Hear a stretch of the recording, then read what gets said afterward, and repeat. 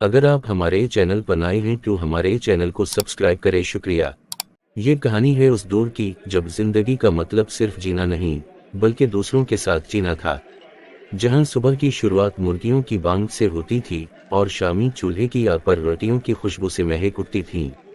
ये पंजाब के एक छोटे से गांव नूरपुर की बात है, जहां मोहब्बत, अमन और सादगी ही सबसे बड़ी दौलत थी। नूरपुर में राधा नाम की एक औरत रहती थी। राधा निहायत मेहनती, खुश मिजाज और गांव भर में सबकी महबूब थी। वो अली अलसबा उठती, गाय का दूध दोहती और फिर कुएं से पानी भरने निकलती।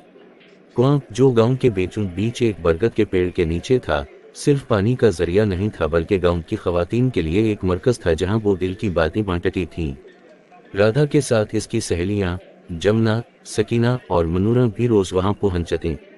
उनकी बातों में कभी बच्चों की शरारतों का जिक्र होता, कभी फसल की पैदावार का और कभी किसी की शादी का ख्वाब। हर बात में अपनायत, हर मुस्कुराहट में खुलूस था। एक दिन जब राधा कुएं पर पहुंची, उसने देखा कि जमुना खामोश बैठी है। वो करीब जाकर बोली, क्या हवा जमुना, आज तेरी बातों की मिठास कहाँ छप गई। जमुना ने आहिस्ता से कहा, बेटी की तबीयत ठीक नहीं, दवा लेनी है लेकिन पैसे नहीं। ये सुनकर सकीना ने फौरन अपनी बोरी से चंद सिक्के निकाले और बोली, ये ले, दवा खरीद।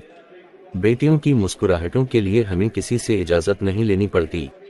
ये वो वक्त था जब हमसाया सिर्फ दीवार के उस पार नहीं होता था बल्कि दिल के अंदर होता था।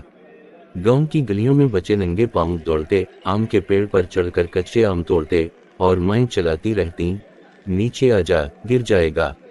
मगर बच्चों को सिर्फ हंसी की फिक्र थी, दर्द की नहीं। गांव का एक ऊंट वाला लाला जी रोज शहर से सामान ला कर लाता। उसकी गाड़ी गांव में एक खुशी का पैगाम लेकर आती। बच्चे ऊंट को देखकर दौड़ते, औरतें सौदा खरीदते और मर्द हाल अहवाल पूछते। गांव के बुजुर्ग पीपल के पेड़ के नीचे बैठकर किस्से सुनाते। अरे बच्चों, हमने जब अंग्रेजों के खिलाफ आवाज उठाई थी ना। तो बच्चे हैरत से मुंह खोले बैठे रहते। रात का वक्त आता तो हर घर से लकड़ियों के चूल्हे की खुशबू आती। बच्चे दादी अम्मा से कहानियां सुनते, जिनमें जिन, भूत, शहजादे, परियां और कभी सच्चाई की जीत की बातें होती। जिंदगी सादा थी मगर दिल अमीर थे। रिश्ते नाजुक थे मगर मजबूत। पैसा कम था लेकिन सुकून बेहद। राधा, जमुना, सकीना और उन जैसी हजारों औरतें हमारी तहजीब का हिस्सा थीं, जो आज भी उन पुरानी तस्वीरों में मुस्कुरा रही हैं।